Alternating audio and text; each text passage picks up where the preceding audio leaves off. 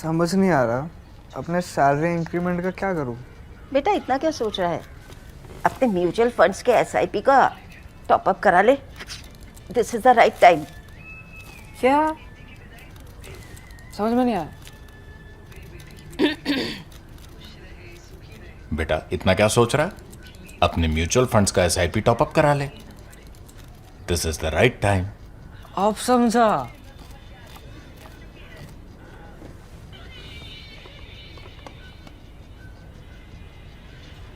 Mutual fund investments are subject to market risks. Read all scheme-related documents carefully. So it's been exactly a week since America carried out unprecedented strikes on the Fordow nuclear enrichment facility in Iran. And as I had promised through my post on the X, that I and Ajay are going to be back to discuss exactly what the battle damage assessment has been like, or the bomb damage assessment in this case. And of course, back then it was still early. And by now, we have not only differing versions of what really happened, but we also have enough satellite imagery. So Ajay, welcome once again. And as we had promised that we are going to come back with some technical, assessment of what really has been this battle or bomb damage assessment. But first, because everybody is using this term too much, let's first understand from you by way of the military definition of what really is a battle damage assessment or a bomb damage assessment. Okay, Dr. Rao, first of all, thank you for inviting me here. To your question, see, before you strike a target, you calculate something called as weight of attack. It's also called OTR, over target requirement. It's based on how precise the weapon is, what is the damage capacity of the weapon. So based on that, you calculate over target requirement. And once you carried out the attack, you would want to know how successful the attack was. Yeah. Do you need a revisit, or you've done enough in the only wave that you sent? So it's called battle damage assessment. Alternatively, it is also used as bomb damage assessment. So through technical means and occasionally through human intelligence as well, you would want to find out the degree of damage that has been incurred on the intended target. And in this particular case, it is even more interesting because it is the first ever time that a GBU-57 has been dropped. So in that sense, it also has, I think, immense military lessons, not only for the USAF, but also for everybody else in the world who are interested in how military technology is evolving. Yes, of course, it is the first use of MOP or the GBU-57, but there have been other weapons in the past. In the last episode, we discussed the mother of all bombs and the father of all bombs, the thermobaric weapons. The father of all bombs, the Russian weapon, has not been used even once. The mother of all bomb, the US parallel, has been used once in Achit province in Afghanistan. So in a sense, yes, it is the first use of this weapon. And this weapon is unique in the sense it comes, if I place in terms of destructive ability, it comes somewhere between conventional weapon and a nuclear weapon. The amount of penetration that it offers, and after penetrating about 60 odd meter, the damage it causes to the target. Earlier, before GBU-57 came in, Russia as well as US had been trying achieving the same damage through use of smaller targeted nuclear weapons. Okay. So unprecedented weapon and unprecedented use nonetheless. Right. So let's just revisit, now what exactly happened. So the MOP was dropped, of course, and I think by way of operational, so to say, success, I think it was a perfectly executed program. The idea here is to assess whether or not that the damage.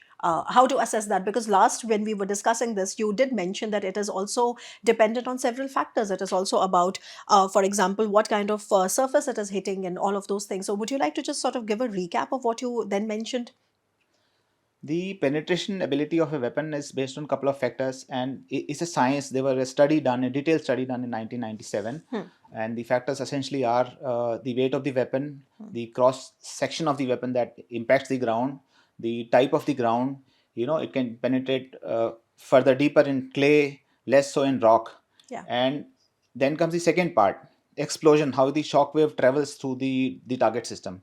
So there are various possibilities here. We don't know as yet, in complete detail Okay. how much damage was caused by the use of this weapon. No, that's interesting because I mean, and I'd also like you to now reflect a little bit on, because when we said that we are going to be back with the battle damage assessment, one of the things that you mentioned to me was that let's wait for the satellite imagery to come out and let's see what the Americans have to say about that. And then we try to get a better picture. So, first, of course, let's just first talk a little bit about the role of Maxar satellite images here. And is this only Maxar satellites or is there anything else? And then, of course, we build on that. There are plethora of satellites out there that looking down at our planet Earth. There are Russian satellites, the American satellites, the Chinese satellites, a couple of our satellites orbiting out there. They're all looking at this particular area and trying to figure out what happened. But for us as people who rely on open source to make assessment, and even for you as people in the media who try to look at satellite and decipher outcomes, there is Planet Labs and there is Maxar. There are two companies that offer satellite pictures for a very hefty fees, I must state. Okay. So we have access to those satellites. Right. And so based on that, and now the interesting bit here is that it's just interesting because hearing about this particular operation from Donald Trump, he uses that it is the facilities are completely obliterated. But you have a different version coming, at least initially, from the DNI, the Director of National Intelligence, and Tulsi Gabbard out there. Then there was another version coming from CIA. And then the chairman joins chiefs. So you have at least 4 versions available coming from the United States. So let's just help the viewers understand what is it, what is the difference, and what is your assessment of that? It is a very interesting situation. There is a military aspect, there is science of damage, then there is polity involved here, and there is Mr. Trump. So as soon as those aeroplanes were clear of Iranian airspace and before they landed, the President of the United States had declared that the facilities are obliterated, the word he tends to use quite often. Yes. Then came the DNI's assessment, which said damage, but not so much, and for which the DNI received a lot of flack. President didn't like it. Followed by the CIA's assessment, which said severely degraded. They did not use the word obliterated. Then came the briefing from the DefSec and the Chairman Joint Chief General Kane, and they went into the routing, the weapon, the target selection, etc. They went into a lot of details, but even they stopped short of calling it complete obliteration. Yeah. Incidentally, yesterday there was one classified briefing for the Senate, which the Chairman Joint Chief DefSec and even Secretary Rubio was there. And although it's secret, but you know how things are. CNN has come out with an article stating the chairman has said, the damage is significant, but not catastrophic, or words to that effect. Basically, he's implying indirectly that the facility is not completely obliterated, if I may use that word. Right. So, and from there, of course, we can now come to what happens to then the Iran's nuclear program, because what we know so far is that the GBU-57 targeted the facilities at Fordow. And Fordow is important because Fordow was, deeply embedded under the Earth's surface. And, that's why they needed something like a bunker-busting bomb. But there's also Isfahan, there's also Natanz. So let's just talk about these 3. And let's just now give, I would want to have your assessment of, based on all these things that we now have in the open domain, etc., what has been the damage or the delay to Iran's nuclear program? How should we best understand that? Okay, so let's unroll it a little slowly. Sure. Let's look at the target selected. So they went after 3 sites, which is Fordow, which is deeply buried under a mountain next to a city of Qom. Then they went after Natanz. Natanz is the oldest nuclear processing facility that they have. A lot of research initially was carried out Natanz. And they went after Isfahan. So each 3 are different and unique. Fordow is unique because they went underground so deep with the assumption that no weapon can reach us. And their what do I say, the enrichment beyond 30-40%, etc. happens there. That's where they would want to take their enrichment levels to weapon grade, which is greater than 90%. Isfahan is unique because Isfahan is a place which is largely under observation of IAEA. Isfahan is also the place where the 400 kg of uranium that they have enriched beyond 60% is kept. It was kept under IAEA safeguard. It was under 24 hours surveillance, etc. Before the attacks happened, it is being reported, not by the IAEA, but I believe the US administration let IAEA be known that there is strike incoming, and they had vacated the premises. Okay. The status of that 400 kg is not known as yet, although the Prime Minister of Israel in a press conference has recently stated, I'm quoting him, I have useful intel on where it is. I can't share it with you. Okay. Then the third site Natanz. is Natanz we've already discussed, one of the oldest. Yeah. Site. But there's just one more thing that I'd first want to understand from you is that, so what happens to the enriched uranium? I mean, the enriched uranium, there's you mentioned that there was the speculation that perhaps the Iranians removed it from Fordow, whatever was lying there, and you don't really know where it is right now. Okay, but then the US also at some point of time, they said officially that their task was not to really bomb that, right? Because it would have led to a catastrophe. So what was the task all about? The task was to take out the centrifuges. The task was to sort of, when you say delay and when you say destruction of exactly what, Ajay? Okay, once again, let's zoom out a little bit. Let's see, how we get to a bomb, the path to a bomb. So there is this thing called uranium, which Iran has in plenty, although they still import some. There is a reported deal of about 300 ton from Niger as well. So when you take out uranium from the earth, it comes in a form, it's mud and rock. Yeah. Okay, it has uranium U-238 and U-235. Yeah. You are interested in U-235. 35, yeah. Correction. Yeah. So you pull that out, you treat it chemically, and you make it uranium oxide. Yeah. Then you treat it again. I'm making it, oversimplifying it. I don't want, people out there with super special skills to pick this sentence and come after me. I'm simplifying it for the sake of better absorption. Okay. So uranium comes out of the ground, treat it chemically, make it uranium oxide. Then you call it yellow cake. Okay. Then you treat it again, convert it to gas, uranium hexafluoride.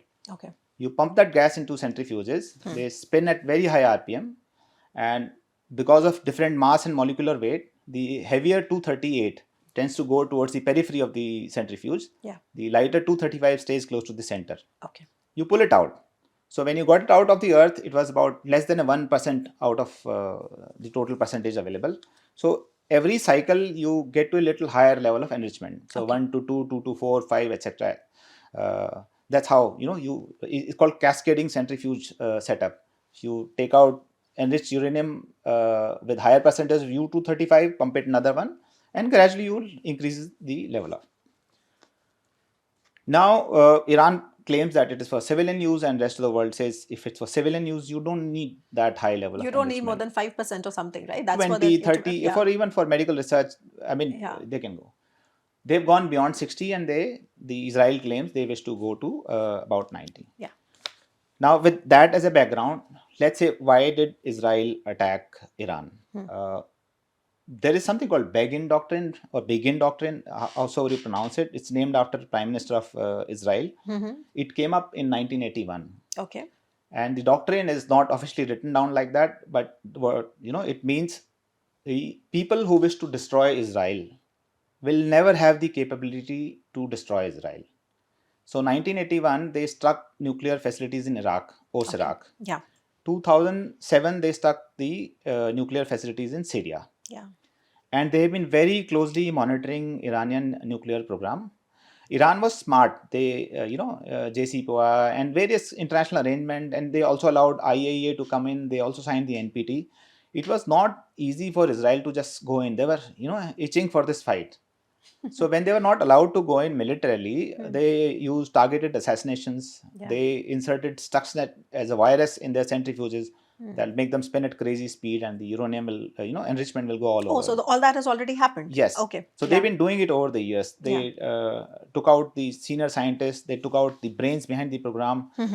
They messed with their equipment. They did everything. Okay.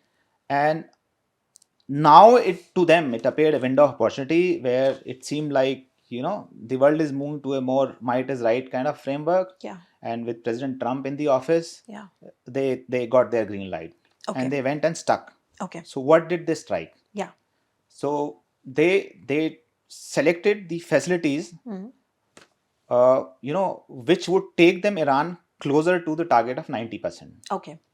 so that they stuck all the nuclear facilities that were strikeable. Fordow they couldn't reach because of the depth. Yeah, and also because they don't really have that weapon, no? It's They just don't the have the United States. weapon. Yeah. And that's where the US came in. Yeah. That's how the strike panned out. Okay, all right. No, that's interesting. And thanks for sort of breaking that down in a way that, people that are not really nuclear scientists or military background can also understand. But there's still one thing that I wish to ask you, and that's interesting because, there's one scholar, Pakistani scholar by the name of Dr. Rabia Akhtar. She's also a visiting professor at Harvard, etc. So she's well known. She put out a tweet and she claimed that while America had the guts to, and I'm paraphrasing her, of course, you can see the tweet on the screen, but she said that while America had the guts to sort of go after Isfahan and Natanz and Fordow, etc., there's another facility that she mentioned, which is Bushehr, and she said that America did not have the guts, Trump did not have the guts to really strike Bushehr because Russian engineers are working there. I think there is more than what meets the eye, right? And I'm not very sure if it is technically correct, but help us understand. She's correct. Bushehr was set up with Russian help. The fuel and the equipment, a lot of equipment, I'll say most of the equipment for that nuclear reactor came from Russia, and Russia helped set it up. It's a functioning nuclear reactor. They produce energy and use it for electricity generation in Iran. And most of the facilities above ground. If they were to actually, Israelis or the US were to actually strike Bushehr, the radioactive fallout, one look at the map will tell you, will not just have adverse impact on Iran. It will have adverse impact on Oman, UAE, Kuwait, Saudi Arabia, besides Iran, and maybe Iraq as well. So basically, so just help me understand. So this particular, Bushehr site, this was not targeted not because Russians were present. It was not targeted because of the fallout, the consequence. IAEA has been repeatedly, speaking about it. Okay. That in any military conflict, avoid striking nuclear facilities for the risk of environmental hazard. Radiation. If they actually go and hit something nuclear, yeah, it'll spread, and the half-life is some 232 years and all that. Yeah. So those areas will be inhabitable for close to 2.5 centuries. Right. Bushehr is not a protected facility. Okay. It's a civilian facility with most of the things are not really hardened. Okay. One hit at Bushehr, and if the core melts, not just Bushehr plant per se, if they even take out the electricity generation facility, there'll be no cooling and the core will melt. Remember what happened in Fukushima? Yeah, exactly. At great risk to themselves, they had to go and repump the water, etc. and all that. So Fukushima, by the way, was this nuclear disaster that happened because of the tsunami, and this happened in 2011 in Japan. Yeah, please carry. Yeah. So IAEA has been repeated, telling Israel as well as US that please don't hit Bushehr because environmental effect will be too harsh. In fact, day one of Operation Rising Lion, there was a comment from military spokesperson that amongst the targets they hit, Bushehr was one of them. Yeah, okay. And they had to roll that back a little later in the evening. Okay. That we only hit something in that city, but not really the nuclear power plant. Right. Interesting. There's another facility called Tehran Research Facility. I was going to ask you about that. Yeah. It's just a research facility. There is no nuclear component there as well. Yeah. So because when we try to understand where exactly is the nuclear enrichment and the research going on in Iran, of course, Fordow, Isfahan, Natanz, etc. keep coming back again and again. But Bushehr, of course, has a special context, and that is the reason that I wanted to ask you that. So that's interesting. And before I come to really what is the future of Iran's nuclear aspiration, etc. But first, now the Operation Rising Lion has come to an end. It has been a 12-day war, and Donald Trump has also announced ceasefire. And of course, I remember that we had this discussion whether it's a ceasefire or a pause fire. But whatever that may be, it is still holding. It's fragile, but it's holding. But in these 12 days, also help us understand what has been the extent of damage to military prowess. And let's first start with, what happened to Iran, and then we'll also ask, about Israel. So the operation lasted 12 days, but the preparation for it, must have gone on for at least 12 years, if not more. Okay. Israel remains in war-ready condition for most part of their existence. So once again, let me refer back to Begin Doctrine. Okay. People who wish to destroy Israel will never be allowed to have the capacity to destroy Israel. Having said that, a nuclear weapon, Israel is a very small country. A successful hit on any of its major cities will really cause significant damage to state of Israel. Yeah. So they're very careful or in fact very sensitive about this. They knew Iranian nuclear program, they knew how far it has gone down the road, and they wanted to take it out. In order to take out Iranian nuclear program, as I mentioned once again a little bit earlier, they initially tried taking out the people who make the program tick, the senior scientists. Then they tried taking out the equipment that's essential through virus called Stuxnet that messed with their centrifuges. But that apparently was not enough. Despite everything, Iranians reached greater than 60% Nuclear enrichment. enrichment. And they have about 9 ton of enriched uranium, more than 5%, at various stages, out of which 400 kg which is higher than 60%. If they were allowed to continue unabated, it would have taken them a couple of weeks to take at least 20-30 kg of that 400 to 90% level, which is sufficient for making a weapon. It's not that the day you get those 90% enriched uranium and a bomb is ready. There is more to a bomb. You have to get to critical mass, then you have to create a primary explosion around that critical mass. There are two methods, the gun type and the implosion type, and then you have to mount it on a delivery platform that can take it to the intended target. So from enrichment to 90% to a possible delivery, there was still some way to go. But Israel decided that they need to halt the program now. So they decided that they will hit the nuclear facilities. But correct me if I'm wrong, I think a crude nuclear weapon can also be made from, say, 60-70% enrichment as well. You don't have to go all the way to 90%. Is that right? So what the crude will do is, if it doesn't reach its critical mass, it'll just mess up the area in terms of radioactivity and environmental hazard. The damage in terms of destruction cause will be confined to a smaller area. But nonetheless, it'll still be very destructive. So in order to hit the facilities, they started the typical air campaign by taking out, the SEAD and DEAD, by blinding Iran. SEAD and DEAD, please, for the help of the understanding of the viewers, please just. So before you fight your enemy, you would like to blind the enemy so that, even if it's got very capable hands and legs, the enemy can't use them effectively. So what you take out is, you take out their radars, you take out their sensors. You basically take out their ability to see, hear, listen, etc. So SEAD, the S here refers to suppression. Through electronic means, and D is destruction. You actually put a bomb there and destroy it. So they rolled the carpet, they took out the air defense facilities, they took out their radars. While they targeted nuclear site, they also took out the ballistic missiles which could target Israel. 30 to 40%, as per the Israeli Defense Forces estimate, 30 to 40% of Iran's launchers were destroyed in this campaign. If it had lasted some more weeks, then probably they would have reached 70-80% figure. So they took out the missiles that could hit Israel. They took out the sensors that could see Israeli aeroplanes coming into their airspace. They also took out the nuclear facilities. One part of the campaign was also targeted at the senior leadership of Revolution Guard and also the senior nuclear scientists. There's an image that the scalp missile has gone through the window and taken out the leader in the bedroom. Yes, that's right. And then, of course, the precision of that strike was, of course, being discussed, everywhere. But so Israel took out the missiles and the launchers, right? What about other facilities, the drones, etc.? I mean, I just want to have an understanding of, after the 12 days of this particular Operation Rising Lion, where exactly is the Iranian military prowess right now? In terms of where it was before the 12 days, Iranian armed forces have been very severely degraded in this campaign. As per the reports from the IDF, from the press conferences, they said 30 to 40% of the ballistic missile launchers have been destroyed. They would have destroyed more if the campaign had lasted. They've gone after the facilities that produce these missiles. They have gone after the facilities that produce the drones. And they've also gone after their C2 nodes, command and control nodes.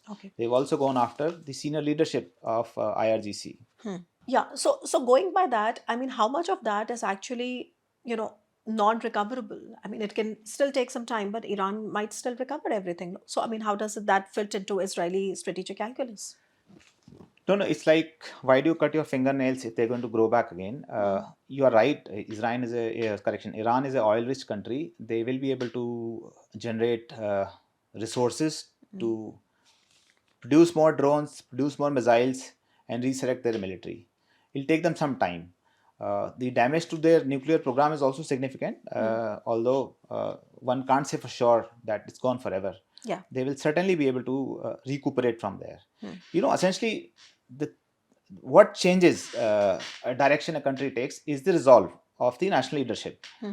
If they decide not to pursue this program, then obviously everything changes. But if Iran decides to continue on this path, they will give it 2 years, they will have the military back to where it is right now. They'll buy Chinese equipment, they'll buy Russian equipment. Yeah, and if going by the reports, actually they are finalizing some equipment from China because Russia, it appears as if Russia is not able to really help them militarily, but we'll come to that later. Let's also understand what has been the damage to the Israelis. The damage to the Israelis. And I ask you this particularly in the context of the performance of the Iron Dome, because that is something which is, being, you see a lot of discussions around it. Is it effective? Is it not effective? But then coming from you, with your Air Force background, I think, you can really highlight on that aspect. See, no system is foolproof. Yeah. And most system would fail partially or in a limited manner in case of a saturation strike. Couple of missiles did get through, but about 80 to 85% of them were intercepted. So, which should be called a success. Iron Dome worked very well. The aero system worked very well. A combination of US weapons and the Israelis' weapons worked very well. They worked very, very well if you consider the amount of attacks that were thrown at them. And what is the role of, for example, the integration? Because the Israeli and the American system, they're perfectly interoperable. A network system always works better. Okay. Network system allows you to extract most out of a layered defense. Yeah. In case of Israel, their Iron Dome is very well networked. Most of the weapons are either Israeli or US made. Yeah. And their integration is very good. So that enhances their ability to destroy the incoming threat. Right. So in terms of, for example, the damage, that's how would you assess that on a scale? So this has been the extent to Iran's, damage to Iranian capabilities, and this is the extent to damage to Israeli capabilities. No, see, they went to war. There'll be some damage. Losses are part of war. Yeah. Israel has lost some military ability, but they can quickly, recoup and recover it. Some of their military as well as civilian targets have been hit. They'll certainly rebuild it in a couple of months, if not weeks. The Iranian damage will take little longer to rebuild and recoup. Right. And with this, of course, we have to ask you, this one question, which is, in my opinion, the real question, which is that how would we know that, okay, after all of this, because there is a lot of discussion on whether this particular operation or America's actions have prevented Iran from a bomb or have actually provoked Iran, to really run as fast as they can to getting a bomb. So while we know that this is a political question and it cannot really be answered by military means, how would we know? And when I say we, I'm referring to the largest strategic community, not just in India, but whoever's watching us. How would we know that Iran has really resurrected their bomb project? Israel will tell you. They follow Iranian program very, very minutely. Okay. And if they sense that the program is coming back on its legs, they will strike again. Okay. Right now, they're actually straining at these, they really want to go back and bomb Iran again. It's because of President Trump, and Iran must thank President Trump that they're not at it again. Israelis would want to follow through. They would like to exploit success, which is a military term actually. They have achieved significant success. They have air superiority over the skies of Iran. They would like to exploit this success and degrade them even further. Right. So in case Iran researches this program, trust me, Israelis are watching it very, very carefully. And we would probably hear it in CNN or BBC that Israel has stuck targets in Iran. We would know. Israel is still going after the proxies, of course. Only it was just yesterday, I think, perhaps, that they are going on targeting Hezbollah, for example. But anyway, and just before I let you go, Ajay, and this is an interesting thing, do you think Donald Trump is going to be on board again? What happened this time was unprecedented. For so many years, we've been hearing that America will prevent, America will not allow. But it took somebody like a Donald Trump to actually do the unprecedented, the GBU-57. Do you think Donald Trump is going to come back and do that again in case there was, this development reported? If he's convinced that, Iran is resurrecting its nuclear program, I think President Trump will authorize another strike. Fine. And with this, the only relevant question then for us from the Indo-Pacific side is that with so much refocusing that is now happening around the CENTCOM, where does it leave America and its ability to focus on China, the great power contestation unraveling here in the Indo-Pacific? What's your assessment in terms of the resource allocation? No, US is a giant military and they can really scale up very quickly if they wish to. Okay. If there is a shooting war in Pacific, they would very quickly come up to speed. The resources they have are actually enormous. Okay, so in your opinion, I mean, especially from the military perspective, you don't really see that CENTCOM taking all this limelight is coming at the expense of Indo-Pacific. Because, you know why? Because the allies in the Indo-Pacific, the American allies, so whether it's Japan or South Korea, they're not very happy with what is happening. No, I think if US decides to, their military industrial complex is fairly strong. They throw enough money, they'll be able to get enough resources for everywhere. So on that note, I have to thank you, Ajay, for taking the time out and coming and speaking to us. But I think as time will pass, we will have more details coming out on how the performance was, etc. But in my opinion, I think you'll agree that the first ever use of the GBU-57, the massive ordnance penetrator, is definitely a turning point for all of us that follow military technology and defense industry so closely. So thank you so much, Ajay. Thank you.